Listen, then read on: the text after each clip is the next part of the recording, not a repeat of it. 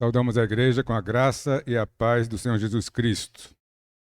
Vamos abrir nossas Bíblias no Evangelho de Mateus, capítulo 16, versos de 21 a 23. Mateus 16, 21 a 23.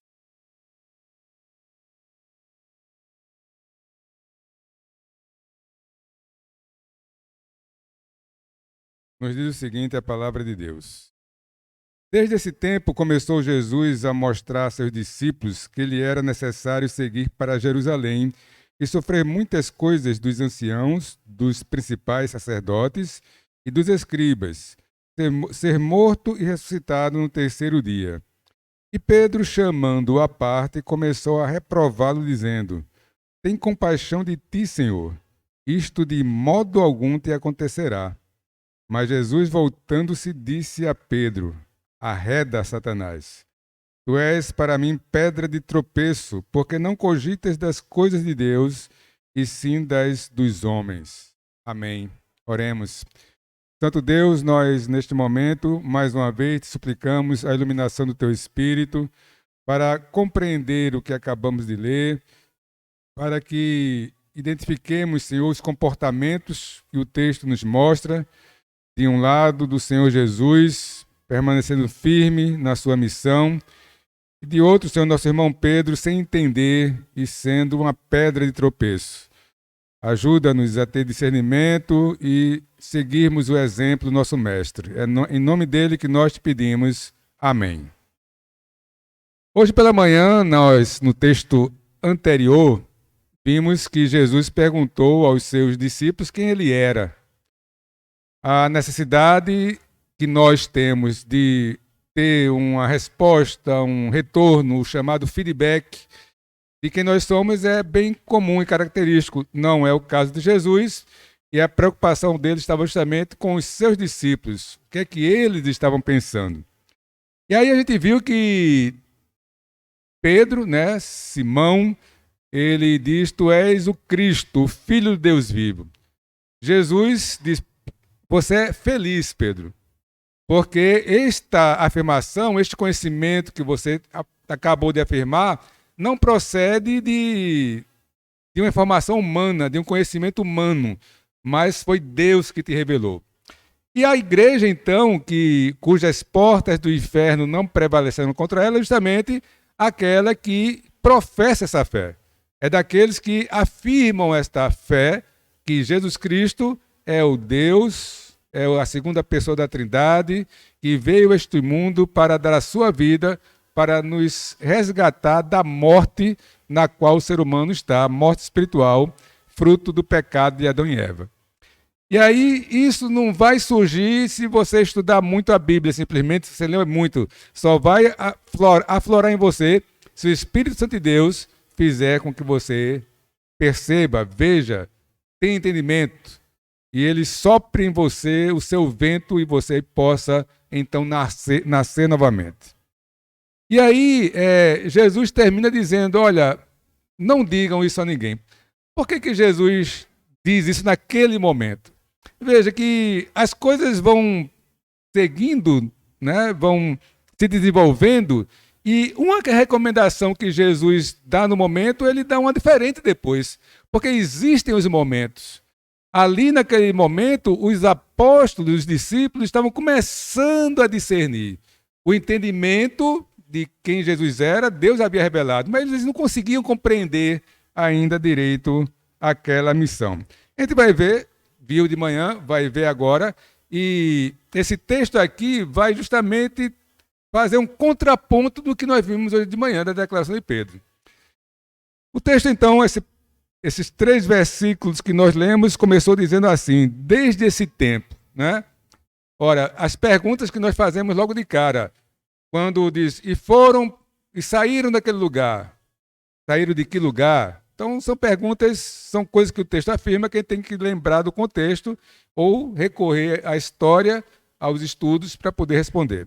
Aqui, desde esse tempo, os teólogos, eles fazendo as contas dos acontecimentos da vida de Jesus, do ministério de Jesus, entendem que Jesus estava ali há cerca de 6 meses da crucificação.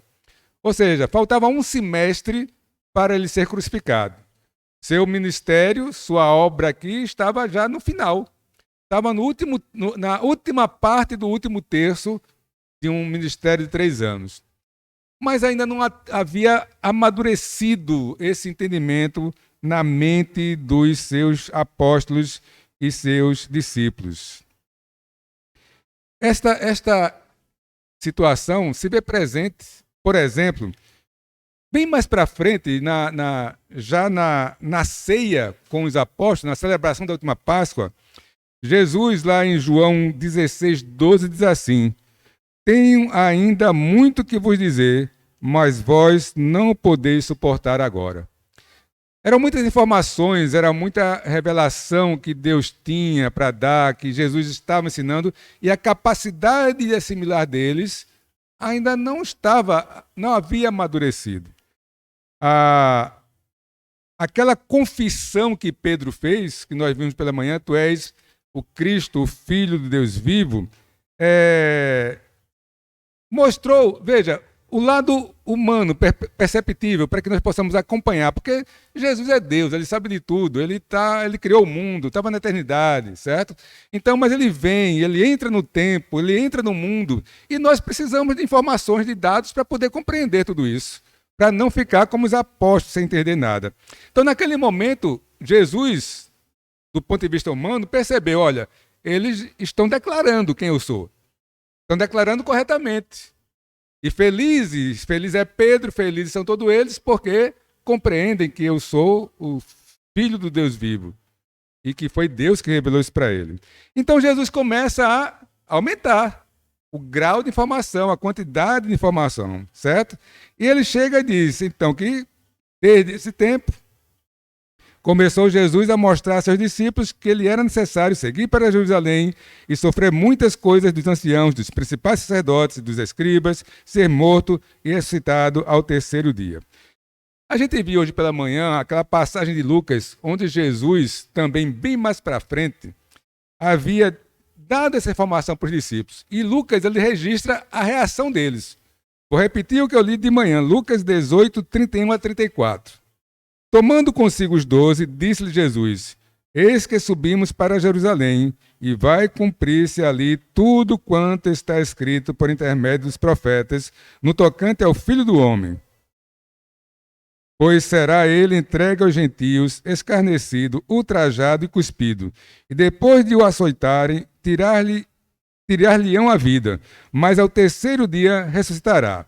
Aí o verso 34 diz assim, eles, porém, nada compreenderam acerca destas coisas, e o sentido dessas palavras era-lhes encoberto, de sorte que não percebiam o que ele dizia. Então, veja, neste texto aqui de Lucas, eles não compreenderam nada. No texto que nós estamos vendo aqui em Mateus, a situação é pior ainda, porque Pedro vai reagir como a gente vai ver. E aí o texto diz que Jesus começa dizendo que era importante seguir para Jerusalém, né? Por que era importante seguir para Jerusalém? Bom, Jerusalém é a cidade santa. Lá em 2 Crônicas 6, 5 e 6 diz assim, desde o dia em que eu tirei o meu povo da terra do Egito, não escolhi cidade alguma de todas as tribos de Israel, para edificar uma casa a fim de ali estabelecer o meu nome. Nem escolhi homem algum para chefe do meu povo de Israel, mas escolhi Jerusalém para que ali seja estabelecido o meu nome, e escolhi Davi para chefe do meu povo de Israel. Então Jesus escolheu a cidade de Jerusalém, Davi, o precursor de Cristo, aquele a quem Jesus é chamado Jesus, filho de Davi, a cidade foi escolhida por Deus, Davi foi escolhido por Deus, e tudo isso era figura de Cristo, que é o próprio Deus, cuja escolha, cujo propósito antecede a criação do mundo. Então, era preciso ir para lá, porque era a cidade-chave de Israel. E o que é que ia acontecer lá? Jesus cita que anciãos, principais sacerdotes e escribas iriam matá-lo. Quem é esse povo, né? Jesus poderia ter resumido dizendo assim: e os membros do Sinédrio farão isso comigo. Veja bem, no período do Novo Testamento, o Sinédrio era formado basicamente por 3 grupos: os principais sacerdotes, os escribas e os anciãos. A expressão principais sacerdotes refere-se a um grupo composto pelos mais poderosos da classe sacerdotal. Isso incluía o sumo sacerdote em atividade, aqueles que tinham ocupado o sumo sacerdócio anteriormente, já que naquela época o sumo sacerdócio passou de um cargo de nomeação vitalícia para um cargo político. E outros membros das famílias privilegiadas, das quais os sumos sacerdotes eram escolhidos. Então, você tinha ali esses 3 grupos, né? Sacerdotes, os escribas, que eram mestres da lei, eles estudavam, interpretavam, ensinavam a lei. Este grupo era formado principalmente por fariseus. E, por fim, os anciãos, que eram os líderes de comunidades, pequenas comunidades, que eram escolhidos para representar o povo ali naquele lugar. Então, usando a expressão bem comum, a nata religiosa de Israel, o grupo que mandava em Israel. Veja, Israel estava sob o poder de Roma, mas Roma concedia, né, liberdade ali àqueles povos conquistados. O Sinédrio decidia tudo, com exceção das coisas que eram de interesse do império. E de coisas como, por exemplo, eles não podiam penalizar ninguém com a pena de morte. Mas eles podiam examinar crimes, julgar crimes, dar outras penas. Por isso que tem todo aquele jogo, né, de empurrar Jesus para um canto para o outro. Porque ele vai para o sumo sacerdote, o sumo sacerdote manda ele para Pilatos, que era o governador representante de Roma. Pilatos devolve ele para o sumo sacerdote, porque ele diz: olha, não tem crime nenhum nesse homem aí. Mas aí, levado pela aquela massa que foi induzida, né, ele diz: entrego para crucificar, certo? Bom, e aí ele diz, né, que esses homens iriam matá-lo, mas ao terceiro dia ele iria ressuscitar. Jesus era firme nos seus propósitos. Ele sabia o que ia fazer, sabia a sua missão. Veja, o tema do nosso culto é esse, né? Sendo firmes no cumprimento da nossa missão. Eu quero logo então perguntar a você: qual é a sua missão? Qual é o seu objetivo? Recentemente, numa das capas do boletim, coloquei um texto que era princípios versus circunstâncias. E aí os princípios, ele é simbolizado, né, é o fundamento, é aquilo que nós afirmamos crer. Ele é simbolizado pela bússola da direção. E as circunstâncias é o corre-corre do dia a dia, que é simbolizado pelo relógio. Olha a hora, estamos atrasados, não vai dar tempo. Estas circunstâncias, elas nos desviam dos princípios. É muito comum, é o natural. Elas estão aí para nos desviar dos princípios. O que é que precisa haver? É você ter os seus princípios muito bem firmados, para não ser levado pelas circunstâncias. Jesus, então, ele tinha a base, é claro, né? Ele tinha a coisa, ele sabia. Agora, nós precisamos disso também. Precisamos ter princípios, bases, objetivos, metas bem definidas, certo? E aí o que acontece? Jesus faz isso, afirma isso. Aí Pedro, né? Pedro é um cara bom, é firme, né? É errado muitas vezes, mas é firme. Ele está ali presente nas coisas. Pedro chama à parte Jesus. E aqui veja o contraponto, veja como ele muda totalmente o que ele tinha feito anteriormente. Começa a reprovar Jesus. E diz: tem compaixão de ti, Senhor. Meus irmãos, eu acho que você gosta, né? Você é tendencioso. Nós, de modo geral, uns mais, outros menos, a não querer ser reprovado, não querer ser confrontado, não querer ser disciplinado, né? Há situações diversas, momentos diversos. Aqui a gente vê Pedro querendo disciplinar Jesus, querendo ir de encontro a Jesus. Precisamos ter discernimento para, ouvindo aquilo que nos é dito, não ser levado pela emoção, pela reação, antes de pensar no que foi dito. Pedro, ele é impulsivo, né? Ele é sanguíneo. Ele vai aqui querer proteger Jesus. Tem compaixão de ti, Senhor. Aí, isso já poderia até parar aí, já estava relativamente problemático, né? Porque ele não queria que Jesus... Mas só que ele faz uma afirmação. Isso de modo algum te acontecerá. Ou seja, ele repreende Jesus, reprova Jesus, fazendo uma afirmação terrível.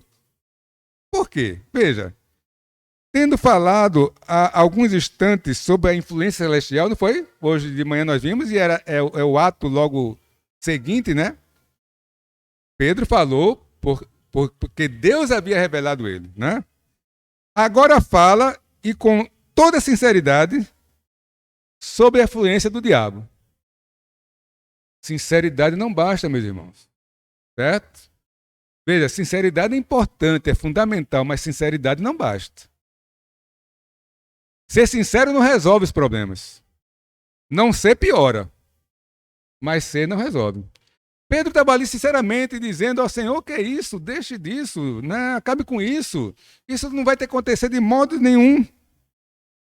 Veja, a alta experiência, porque passara pouco, a inspiração e o discernimento que já possuía, não evitaram que ele agora falasse bruscamente baseado em sua natureza carnal, dizendo coisas que, em realidade, tendiam por colocar obstáculos no caminho da missão de Jesus. Pedro tinha dito, né? Tu és o Cristo, Filho de Deus vivo. Jesus disse, tu és feliz, Simão Barjonas, porque não foi carne nem sangue, mas meu Pai que te revelou. E eu te digo que tu és pedra. E sobre esta pedra edificarei a minha igreja. Veja, foi o que a gente falou hoje de manhã. O texto ali está dizendo que a pedra é Pedro. Certo? Mas para a gente não imaginar e levar tendenciosamente, como a Igreja Católica, para afirmar que Pedro é o fundamento, Pedro é a pedra angular, a igreja seria fundamentada sobre Pedro, não. O Pedro que confessou, ele que confessou naquele momento era a pedra. Ele foi o primeiro em várias coisas. Mas Jesus, como Pedro fala, é realmente a pedra angular que os construtores rejeitaram. Mas ali Pedro é um instrumento de Deus e aqui, naquele momento ele foi uma pedra para a construção, para a obra do Senhor. Aqui é justamente o contrário, certo? A profunda experiência, então, dele caiu por chão. Pensou mais por si mesmo do que convinha.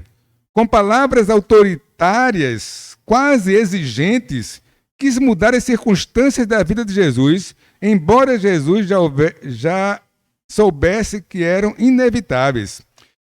Jesus tinha compreensão e discernimento suficientes para saber que aquilo que haveria de sofrer estaria de acordo com a vontade de seu Pai. Os discípulos não estavam ainda conectados, eles não compreendiam tudo ainda. Essas palavras, como a gente viu aqui, não fazia sentido. Morrer, né? Mas como assim? A gente vai implementar um reino aqui, a gente vai ficar livre, a gente vai reinar. Vai estar eles queriam um à direita, outro à esquerda, sabe, aquele negócio imediatista, aquele negócio para acontecer ali, no chão, na terra, em Jerusalém. Eles não estavam compreendendo tudo. E ele ainda chega e afirma, isso de modo algum te acontecerá. O espírito impulsivo e audacioso de Pedro levou a falar com imenso ânimo, demonstrando uma grande autoridade ou poder, o que, segundo deve ter pensado, poderia alterar o curso da vida de Jesus. Será que eu, você, nós, muitas vezes não estamos querendo alterar o curso daquilo que Deus estabeleceu para nós?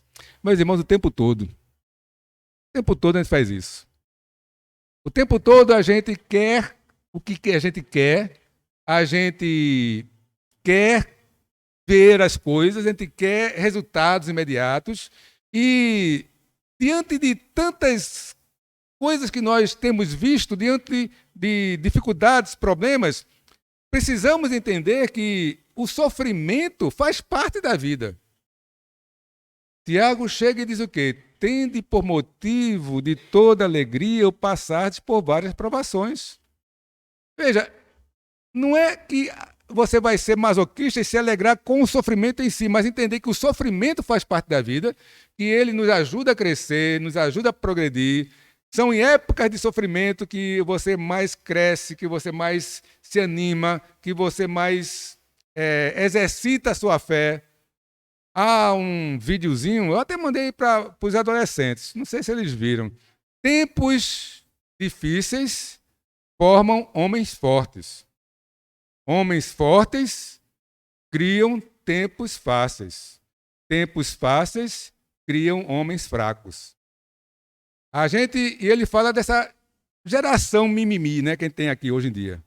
É um mimimi, não me toque, não faça isso comigo, não me diga isso, você me machucou, você me magoou. É uma frouxidão geral. E aí Jesus chega aqui e diz assim, Pedro mimimi? Né? Não é para sofrer não, é Pedro? Não é não? Aí o que Jesus fala e diz aqui para ele? Aí vamos lá, né, meus irmãos?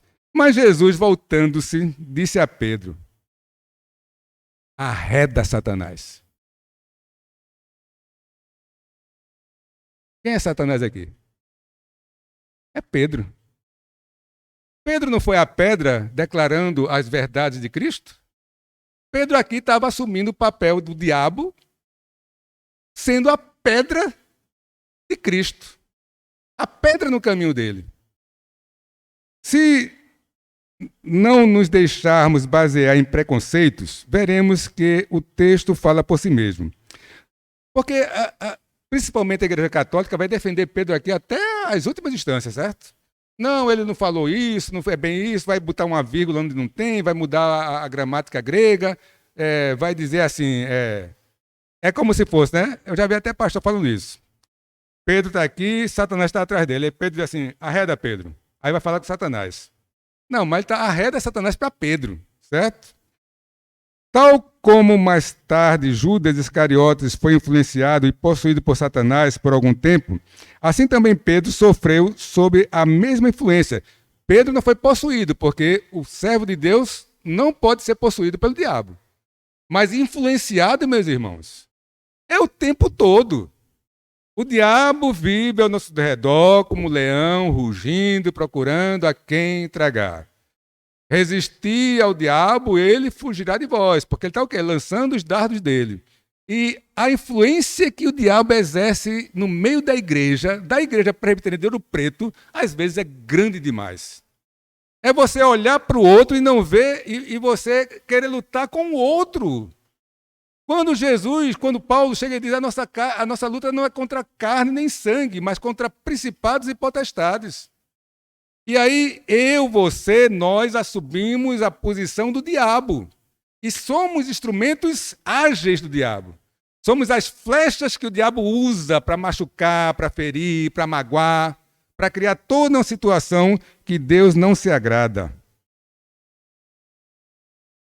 E assim Satanás, de certa maneira, em determinado grau, usou as faculdades e a inteligência de Pedro, levando a repetir novas tentativas de persuadir a Jesus a abandonar a sua missão.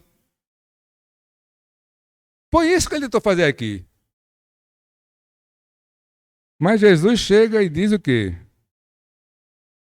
Tu és para mim pedra de tropeço.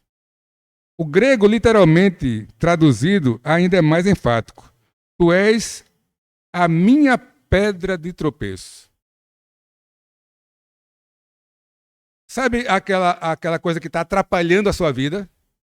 Sabe aquilo que atrapalha o seu projeto? Então, Pedro aqui, influenciado por Satanás, estava sendo a pedra de tropeço. Então veja, como nós devemos estar atentos e cuidadosos a todo tempo, porque você pode estar sendo uma bênção aqui no momento, se virar e ser uma maldição. É isso que está acontecendo aqui. Tu és para mim pedra de tropeço. Não obstante agora essa mesma pedra transformar-se em um empecilho no caminho de Jesus. Ele era uma pedra para o propósito de Deus de edificar uma igreja, agora ele era uma pedra para atrapalhar a missão de Jesus. Esse obstáculo era tão grande que Jesus disse, minha pedra de tropeço, como se esse fosse o principal obstáculo no cumprimento da sua missão. De fato, a tentação de evitar a cruz deve ter sido intensa. Uma das maiores que afetaram Jesus. E isso é um fato. Por quê? Porque Jesus vai orar dizendo isso. E aí, Jesus chega, tu és para mim pedra de tropeço. Por quê? Porque não cogitas das coisas de Deus, mas das coisas do homem. De modo geral, os homens preferem escapar do sofrimento físico. E desejam esse mesmo escape para qualquer pessoa a quem estejam ligados por laços de afeição e talvez para qualquer ser humano. Verdade, não é isso mesmo? Isso aqui? A gente, por exemplo, os pais querem evitar o sofrimento dos filhos. Não é? Mas às vezes tem que deixar ele sofrer. O pastor quer muitas vezes evitar o sofrimento de uma ovelha. Mas tem vezes que a gente tem que deixar, deixa cair, deixa se arrebentar, deixa quebrar, deixa queimar, que está precisando.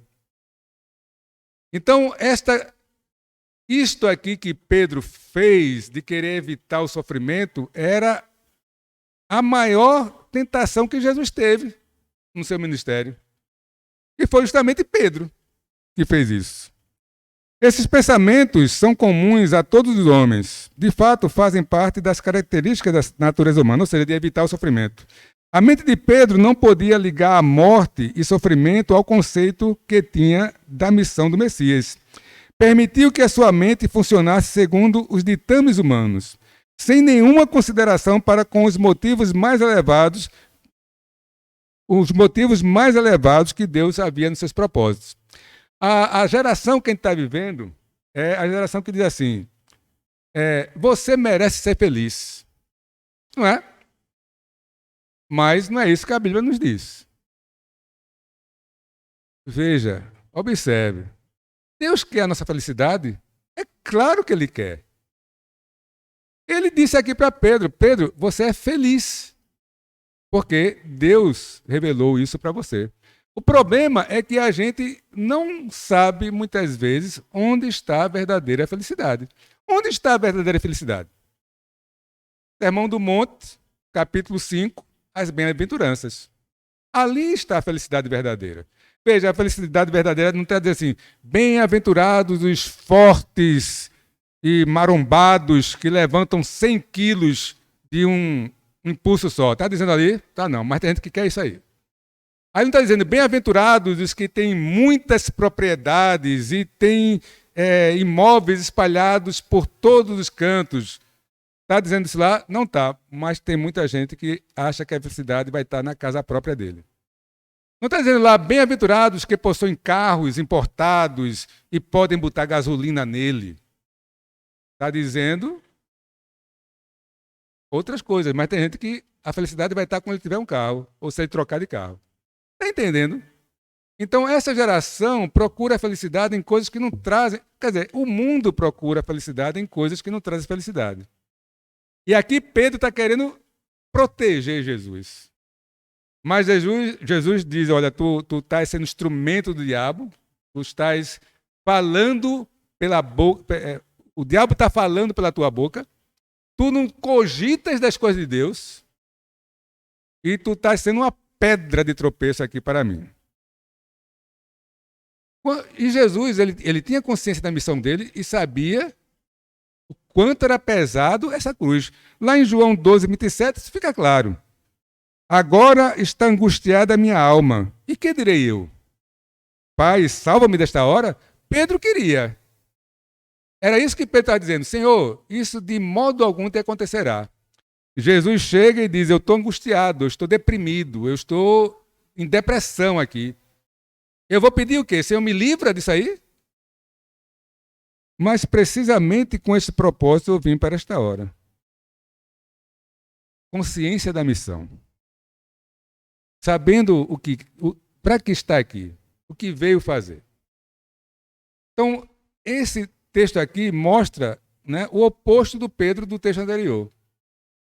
Mostra como nós somos vulneráveis e precisamos estar atentos a todo o tempo.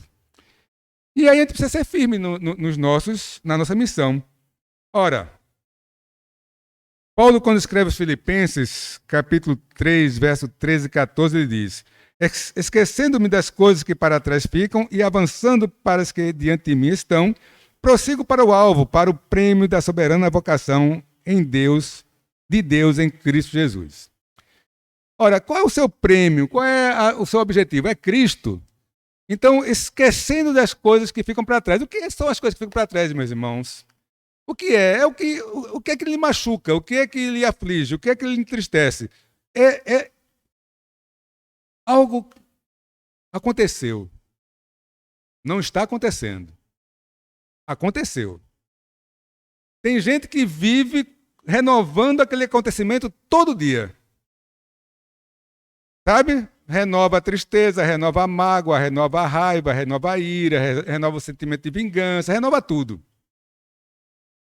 Você está sem alvo. Sua missão não está sendo cumprida. Esquecendo-me das coisas que para trás ficam, prossigo para o alvo. Se você teve um problema ontem, esse problema cadê? Não, foi ontem. Acabou, acabou. Prossiga para o alvo. Não renove uma coisa que é passado. Não renove uma coisa que não está acontecendo. Agora você está com um problema que tem que ser resolvido. Você vai realmente lidar com ele, vai se aperrear, vai ter sofrimento, mas vai ter fé, vai olhar para o alvo e vai dizer, não, mesmo que nisto aqui eu não seja atendido e Deus não me ajude, estou prosseguindo para o alvo. O que é que tu queres de mim hoje então, Senhor? O que é que eu devo fazer hoje? Qual é a luta que eu vou enfrentar hoje? É essa? Vou enfrentar. E crer na promessa, e crer na paz de Deus, na vida eterna, e lutar por aquilo ali. A gente precisa alimentar nossa mente com o que pode nos dar esperança. Mas parece que tem gente que alimenta a mente só com porcaria, só com pessimismo, só com coisas erradas, só com aquilo que o diabo quer que você ponha na sua mente. Paulo, escrevendo a Timóteo, segunda carta, capítulo 2, verso 4, diz assim, nenhum soldado em serviço se envolve em negócios dessa vida, porque o seu objetivo é satisfazer aquele que o arregimentou. Ora, você é soldado de quem? Você é servo de quem? Será que você pode relembrar musiquinhas do TI, né? Sou um soldadinho de Jesus. Lembra? Sou um soldadinho de Jesus. Sou um soldadinho de Jesus. Abro a boquinha para falar. Fecho os olhinhos para orar. Não é? O que você bota na sua cabeça? Você não é um soldado de Jesus, não? Você abre a boca para falar de Cristo? Você fecha os olhos para orar através de Cristo?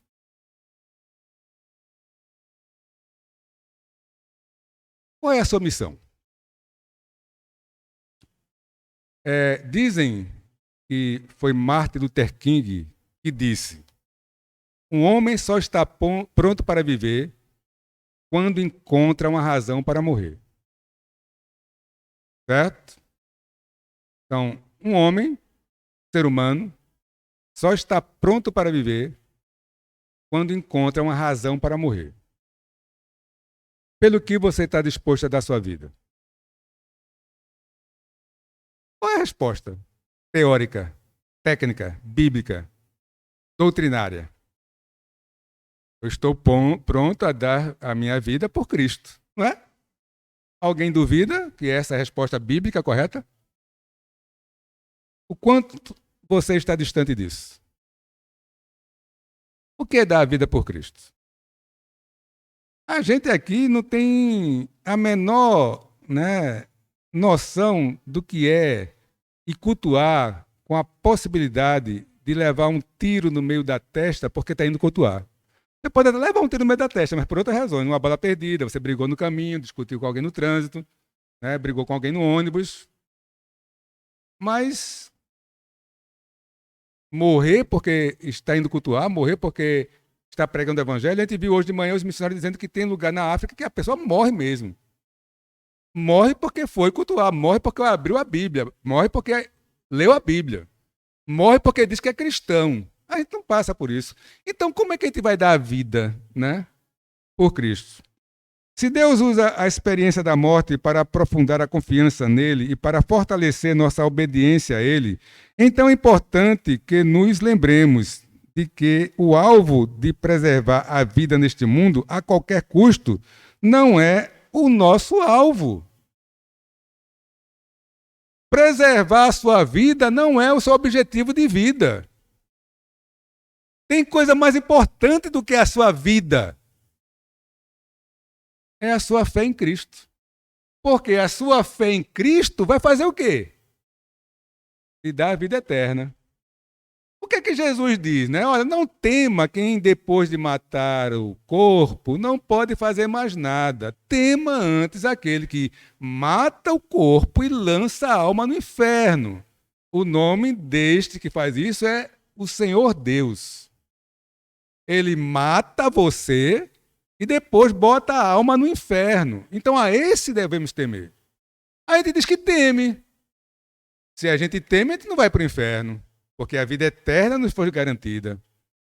E aquele que vem a mim, de maneira alguma o lançarei fora, mas ninguém vem a mim se pelo Pai não for enviado. Então veja, tudo se encaixa, tudo vai. E aí você diz, eu creio nesse Deus, eu tenho a vida eterna, quem me separará do amor de Deus? Quem me separará? Será fome, nudez, angústia, principados, potestades? O que vai ser? Nada vai nos separar. Porque somos mais que vencedores em Cristo Jesus. Então, a sua vida não é a coisa mais importante que você tem, a sua vida neste mundo. A obediência a Deus e a fidelidade a Ele em todas as circunstâncias são coisas muito mais importantes do que a sua vida. É por essa razão que Paulo diz: estou pronto não apenas para ser amarrado, mas também para morrer em Jerusalém pelo nome do Senhor Jesus. Ele disse aos presbíteros em Éfeso, isso foi Atos 21, ele diz lá em Atos 20, todavia não me importo, nem considero a minha vida de valor algum para mim mesmo, se tão somente puder terminar a corrida e completar o ministério que o Senhor Jesus me confiou, de testemunhar do evangelho da graça de Deus. Quando Paulo estava em prisão, não sabendo se morreria ali ou se ainda sairia vivo, ainda pôde dizer: aguardo ansiosamente e espero que em nada serei envergonhado. Ao contrário, com toda a determinação de sempre, também agora em Cristo Cristo será engrandecido em meu corpo, quer pela vida, quer pela morte. Então, sofrer por amor a Cristo, dar a vida por amor a Cristo, é a nossa missão. A persuasão de que podemos honrar o Senhor mesmo na morte e de que a fidelidade a Ele é muito mais importante que preservar a nossa vida, deu coragem e motivação aos mártires no decorrer de toda a história da igreja. Quando confrontados com a escolha entre preservar a própria vida e pecar ou abrir mão da própria vida e ser fiel, escolhiam abrir mão da própria vida. Diante da morte, não amaram a própria vida. Mesmo em tempos em que há pouca perseguição e pouca coisa semelhante ao martírio, seria bom fixarmos essa verdade em nossa mente de uma vez por todas. Ou seja, o princípio é: eu estou aqui para glorificar o nome de Deus. Essa glorificação se dará pela minha obediência a Deus. Isso fará com que eu esteja pronto para morrer por amor a Cristo. Mas sabe o que ele quer de você para você cumprir essa missão? Respeite seu cônjuge. Obedeça às suas lideranças. Seja honesto. Tenha misericórdia para com quem está precisando. Honre seus compromissos. Pague suas dívidas. Obedeça a seus pais. Não mate, nem na ação, nem no coração. Não adultere, nem por ação, nem por pensamento. É assim que você vai dar a sua vida para Jesus. É assim que você vai cumprir a sua missão. É agora, meus irmãos. É agora. É hoje. É até o final do culto. É depois do que o culto terminar. Sabe, os momentinhos que a gente tem, que muitas vezes a gente se leva pela raiva, pela emoção, por tudo que vem do nosso coração pecaminoso, e aí o diabo fica ali, ó, soprando no seu ouvido, né? Olha, homem que é homem não leva desaforo para casa. Oh, que diabo falando ali é uma beleza, não? Olha, para que cumprir suas obrigações todas? Você não tem que ser perfeito em tudo, não. É o diabo falando. E a Bíblia diz, sede perfeito porque eu sou perfeito. Sede santo porque eu sou santo. Está entendendo como o diabo nos usa, nos tenta, lança os dados o tempo todo? Pedro, que foi uma bênção, depois passou a ser a pedra, aquele que era a pedra para edificar a igreja, passa a ser a pedra de tropeço. Então não pense que você é melhor do que Pedro, não, viu? Porque Pedro é rocha, não é não? A gente tem que ter cuidado, tem que estar atento. Existe uma missão para a gente cumprir. E a missão da gente é glorificar o nome de Deus. Sendo firmes, estando firmes na doutrina dos apóstolos, testemunhando, né, vivendo. Não adianta, veja bem, olha, é para vir para a igreja, é para cantar, é para orar, é para pregar, é para tudo isso. Mas se não houver simultaneamente a isso, a revelação de Deus em nosso coração, nos mostrando quem é o Cristo, o Filho de Deus vivo, se nós não tivermos misericórdia, se nós não ajudarmos a quem precisa, né? Todos os nossos sacrifícios, tudo que tiver, será como um bronze que soa, como símbolo que retine. Não terá finalidade alguma, porque o amar, se não houver amor, se não houver essa obediência a Deus, a seus mandamentos, visando a glória de Deus e o bem do próximo, eu posso fazer o que quiser. Você embrulha, joga na descarga e bota para a fossa. Tem que fazer. Tem que vir para a igreja, tem que ser dizimista, tem que ser assíduo, tem que ser pontual, tem que trabalhar, tem que pregar, tem que cantar, tem que tudo isso. Mas se não tiver fruto da ação do Espírito Santo, sabe o que vai acontecer? Vai chegar no último dia, vai chegar um dia de julgamento, você vai chegar lá diante de Jesus e dizer, Senhor, eu era membro da igreja presbiteriana de Ouro Preto. Eu era pastor, eu era presbítero, eu era diácono, eu cantava no grupo musical, eu era da SAF, da UPH, da UPA. Aí Jesus vai olhar assim para dizer, não conheço não. Afastai-vos de mim, maldito. O inferno está ali para você. Então vamos ver, vamos pensar, como é que eu estou? Como é que você está? Como é que está a sua missão? Falhamos? Sim. Um exemplo aí, Pedro, né? Acerta, falha, homem de pequena fé, homem de grande fé, tudo alternado. Mas está ali, ó. Trai o mestre. Mas está ali. Chora, se arrepende, volta. Está ali. Ele sabe a missão dele. Ele sabe para o que foi chamado. Então que nós também sejamos firmes no cumprimento da nossa missão. Oremos. Santo Deus, muito obrigado, Senhor, porque a Tua palavra nos mostra, nos revela, nos traz o entendimento das tuas verdades, da ação do teu Espírito em nossas vidas, os exemplos, Senhor, dos teus servos ao longo da história, nos mostrando o quanto somos falhos, pecadores, quanto precisamos da tua graça. Tu nos confiaste uma missão, nos colocaste talento em nossas mãos, que nós saibamos, Senhor, cumprir a missão dada, desenvolver esses talentos, com o único objetivo de glorificar o teu nome. Tem misericórdia de nós, é o que nós te pedimos em nome de Jesus. Amém. E Deus nos abençoe.